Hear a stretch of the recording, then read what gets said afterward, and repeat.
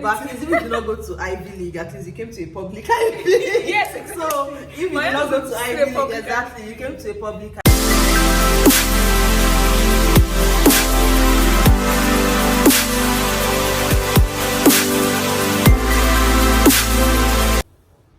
Hey guys, welcome to her YouTube channel.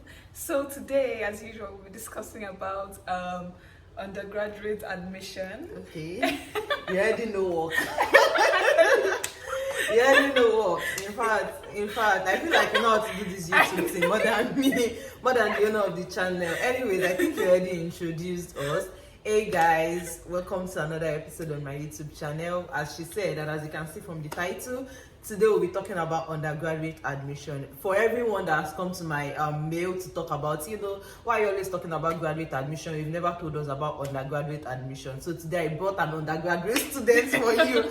So you can, I would ask her questions and, hopefully you're able to understand the process of undergraduate admission. So yeah, introduce yourself. My name is Michelle. I'm from Nigeria, as you can tell from my accent. I'm a freshman here at Miami University. I just started in January and yeah. So she just started in January. So apparently she came after COVID, I think. Yeah, after so COVID. Yeah, so she's the right person to talk to when it comes to admission after COVID. Mm-hmm. So basically, Michelle, I want you to tell us how it started for you. What did you do? What were the things you did? Like, how did you get here? Let's just start from there. How did you get here? Okay, so I started applying to schools in my SS2. Okay. I took the SAT in SS2 because I took the SAT before COVID. Okay. And then after COVID, schools waived SAT, so there was no point of the SAT again. So I applied to over 20 schools to keep my options open. Yeah. So the number one rule is you should apply to so many schools. I don't know, but do you think they should apply to so many schools? You don't have to. I know many people that didn't apply. One of my friends applied to only 3. Are you serious? Yeah. And she got in? Yeah. Okay. I just applied to so many schools to keep my options open in case this one does not give me scholarship, this other one will give me scholarship, So yeah, the goal was to get a really big scholarship so that I won't pay the whole thing here. Because Now it's expensive. It's expensive. Yeah. So how I got to Miami? Should I talk about how I got to Oh Miami? yeah, I think we are not doing it in a detailed process. So you said you wrote SAT. So when you applied, you did not submit your SAT score at all. No, I did not submit to SAT. So that means all the 20 schools you applied to did not require you to submit SAT. No. So the SAT was just a waste of time. Yeah. It did not require me. You could submit it if you want to submit, but it did not. It wasn't a requirement how it was, before COVID. Okay. So when you applied for admission, were you applying for, because initially you said you came in January, meaning that you came for spring 2022. Yeah. So did you apply for fall 2021 and you deferred your admission, or you applied for spring 2022 from the onset? Okay, yeah, I applied for fall 2022, but 2021. 2021, yeah, sorry. Okay.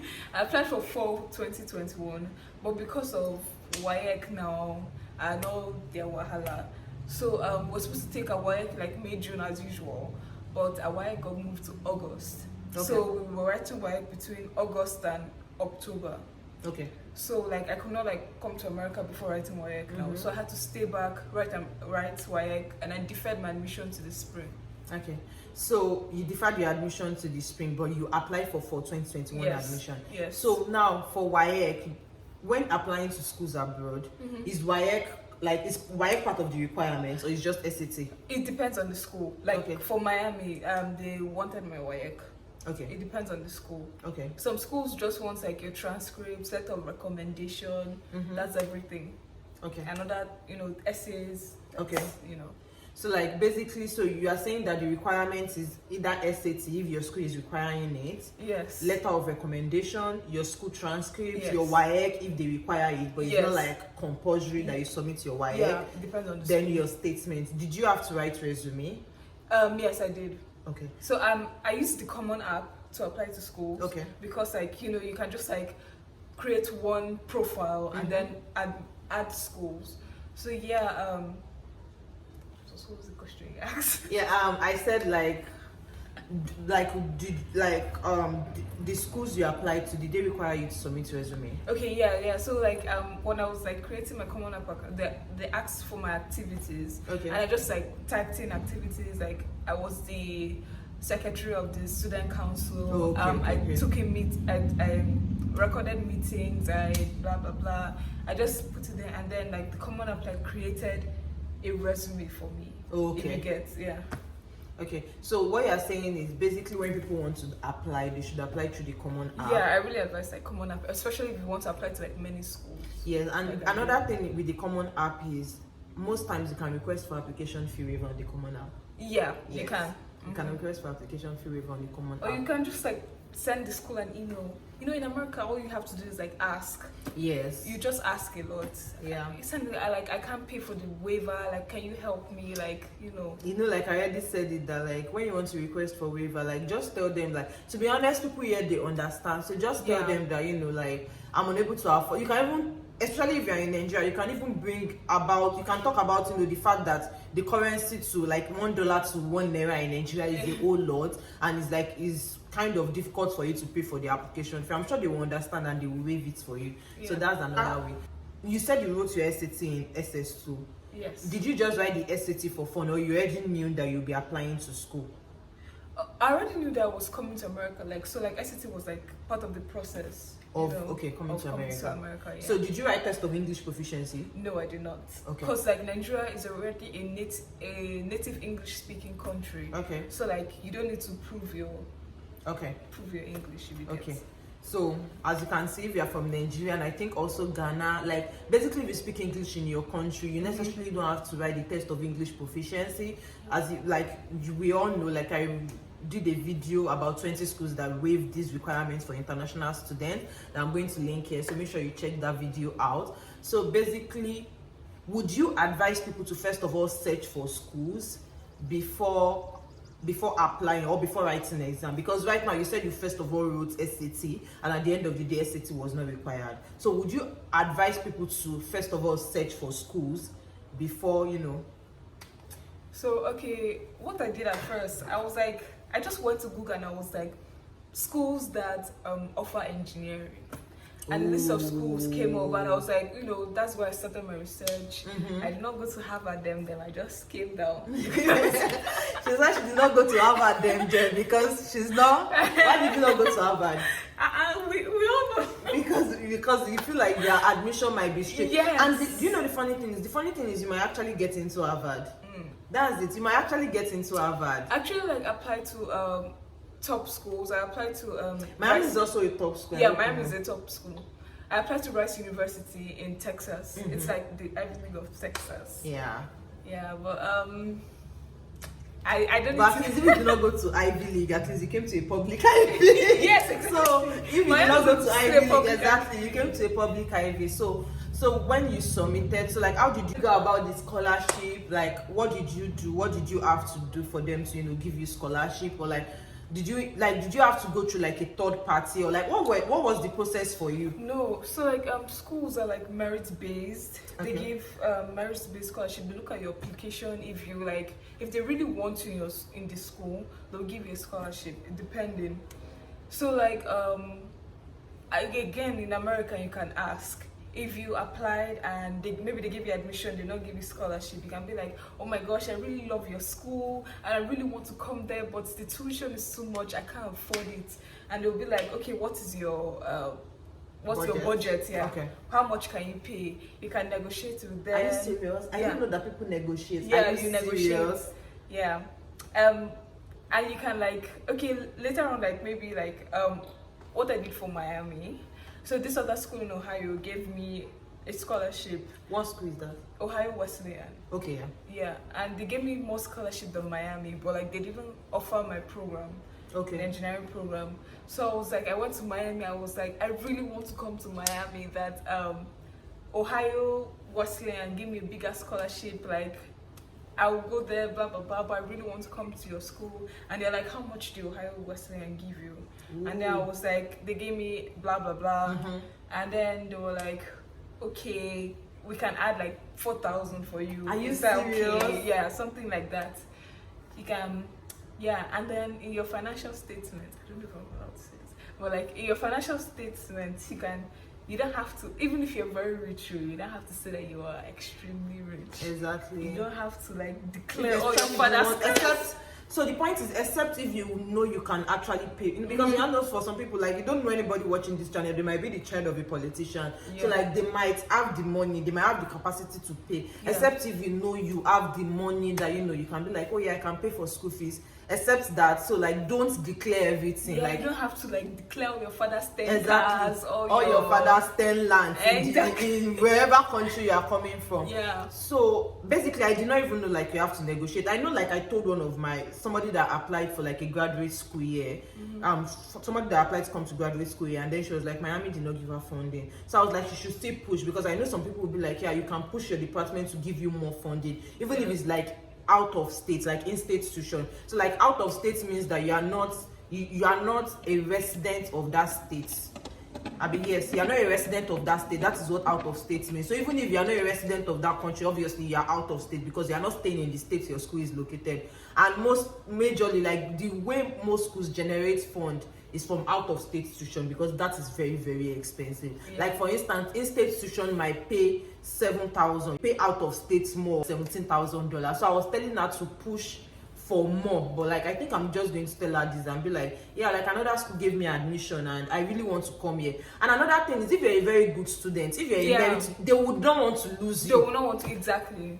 I did this in my internship. Do you know that I practically did this in my internship? Like, when I started getting offers and there were places I really wanted to go to, I sent them an email and I was like, I'm getting offers elsewhere. Like, let me know where I am in your process, because I'm getting offers elsewhere and I do not want to deny this school. And at the end of the day, like, you will not give me. And then eventually one of them called me and then we're like, oh, we are so sorry, and they eventually offered me. So that is it. So like, learn the art of negotiation, basically. So that is it. Learn the art of negotiation. So like, you did not have to do like a separate application for scholarship, right? Like, you just negotiated. Okay. No, I do not. Okay. No, I do not have to like do a separate application for the scholarship. Yeah, but some schools I applied for, if like they gave me scholarship and then I was like, blah blah blah. If you want a full ride or something like that, apply. They'll give you like apply here or something. Yeah, some schools are like that. But like, normally all schools give merit-based scholarships. Okay. And I think as you go on to, like, you can learn about that scholarship here, especially if you have like a certain GPA point. You can learn about other scholarship that you can apply to. Exactly. So that is it. So basically, so like, so when they give you scholarship, the other part of the scholarship, is it family fund, or like, did you take student loan? No, I did not take a student loan. Okay. Like, personally, I did not even want to take a student loan. So I thought when I start making money, exactly, you don't have to pay, because that is a big thing. Yeah, they take student loan. And like, last semester in one of our classes, our professor was like, that woman paid her student loan till she died. Like, imagine, like, apparently maybe she left college, like, let's imagine that she left college at 20. And I'm sure she died, like, let's even imagine that she died earlier and she died at 50. So she paid college loan for 30 years. That's a lot. But I'm saying, like, if your parents, if they are unable to afford, you can take student loan, and there's nothing wrong with taking there's nothing wrong with taking a student loan. Like, it is completely okay, it is completely fine to take student loan. But even though your parents can afford it, or you have money somewhere, just use that money instead of taking student loan. Because at the end of the day, if you take student loan, remember that you still pay interest on it, because who will loan you money and will not get interest? You still pay interest on it. So if you have that money, just kukuma pay the money, just close your eyes and pay the money. We know it's not easy, but like, you are gaining knowledge, you are gaining exposure, and you're also gaining and you're also gaining network, because you get to meet a lot of people. You get to meet diverse people from different countries. Like I said, like, when I came here, do you know that I did not know some countries were existing until I came here? Like, I would just hear different country. I'll be like, which one is this country again? So that is the way it is. Like, Sri Lanka is an example of a country that I didn't know was existing until I came here. I didn't know Sri Lanka, because what's my business with? But I know, of course, I knew like the obvious country, like, Korea, China, all of those. But like, I didn't know Sri Lanka was existing till I came here. So that's the way it is. And you have people from diverse countries. I have friends from all over the world. So if you can, do all that, you already understand, you already know what I'm saying. So basically, I think that is it on the admission part. So like, what would be your advice to people, like, people looking to, come here for undergraduate degree, what would be your advice to them? Okay, so personally, I don't think like applying to schools in America is like that difficult. So like you just need to like just make sure your documents are intact, know what you're doing, and like if you're stuck somewhere, make sure you ask. Like send an email to the school, ask. Nobody's ever going to get tired of answering Exactly. you. Even if you want to send them an email every day, ask them. Like that's the key thing. Ask. Just apply. And also it's encouraged that you let the school know you or something like that. If you're like, they have like an information session online, you can like join them, talk to someone, talk to an admission advisor, make them know your name so that when they're reviewing your application, they'll be like, oh, yeah. I know she came to the Michelle. information session. Yeah, I know her. This girl is a really good student. Like I love how bold she is. Like put yourself out there. Like don't hide. Like apparently don't be shy. Don't be shy. That's the word. Don't be shy. Even when you come to America, you cannot be shy here. Yeah. Although when I first came, I was very shy. Yeah, me too, I was shy. But like with time, you get over it. Because I was very shy. Oh my god, like I was very, very shy. But like with time, you get over it. When you see that like your shyness is not taking you anywhere, and like people in your class are talking. Right now, like in fact, the way I talk in class, I will always ask myself that, was this the me last semester that I would just sit in class and not say anything? So another thing I want to ask is, did you use an agent? No, I did not. Okay. Yeah, many people use an agent, but like, no. Because you pay agents money, and it's basically what you can do yourself. Like apparently it's what you can do yourself. Apparently on this channel, like I encourage people, if you know you don't have that money, don't pay agent. Like just sit down. As long as you can do research, sit down and do the research yourself. It's something you can do yourself. You don't have to pay agents. Like there's something there to apply. Just your name, address. There's something there. Please tell them. Please tell them. So basically, that is it. I think that is all. I think we've covered everything in today's video, right? Yes. And yeah, I think I will still call you to come and talk about visa, because I know a lot of people, because I can talk for a graduate student, and I know a lot of people that after watching this video, they would, they want to know what the process was like. Getting your visa, particularly because you were not fully funded. You got scholarship, but it was not like a full life scholarship. So I'm sure a lot of people will want to know what it is like at the embassies, but that is a video for another day, because we are trying to not make this video long. And that we do not say in this video is, you said they ask for school transcripts. The school transcript, you get it from your school. You get it from your school. Yeah. Get it from your school. So basically, if you'll be getting the school transcript from your school, also make sure that you're a very good student, because when they say merit-based scholarship, these are the things that they look at when they are giving you admission, and when they know you are good, they will definitely not want to lose you to another school. So if you're a good student, you even have that chest, you have that your full chest to negotiate for scholarship, because like a lot of schools are asking for me, like a lot of schools gave me admission, and I can push my luck. So basically that is it. And like she said, always write emails, always send emails. Yeah, one more thing. When you're like looking at schools, I use like usnews.com. You can like find the ranking of schools there. You can like search on schools, like schools that do law in the US. You put it there, they rank it for you. It's like, you can find like all the schools in the US there, and it's like really good. That's what I use for my search. usnews.com. Okay, that works. So usnews.com, and I think I also made a video. I mean, I can't link to videos here, but I also made a video. I think that was the very video I made about how to search for schools. You can use US News, you can use Masters Portal, even though it's Masters Portal, but you can also still search for undergraduate course there. You can use internationalstudent.com. You can use, in fact, you can even go by state and start typing public universities in the United States, or public universities in whatever state you really want to go for. She wanted Texas, but here she is. True. She wanted Texas, but she's like, any school that gives me admission, or any school that gives me the most scholarship, that is the school I'm going. And here she is, and I'm happy she's here. Okay. Yeah, I love Miami. Yes, you love Miami, and you love all the people that you've met, or you don't love me. Well, no, you don't love me. I love some people, some people. Some people. Some people. Do I include the some people? Am I part of the some people? Am I included? Okay, so till we see you in our next video. Do not forget to give our video a thumbs up, like the video, Comments. shower us with comments, subscribe. And if you want me, so this is it. If you want me to bring her back to this channel to talk about visa, or if you want me to bring her back to this channel to talk about our visa process, you need to comment down below. If I don't receive enough comment, I will not bring her. It is not a threat. It is not a threat. If I don't receive enough comments, I will not bring her. But anyway, that was just a joke. Yes, if you have any question about undergraduate admission, you can write to me. I'm definitely going to direct your questions to her. So till we see you in our next video. Bye. Bye.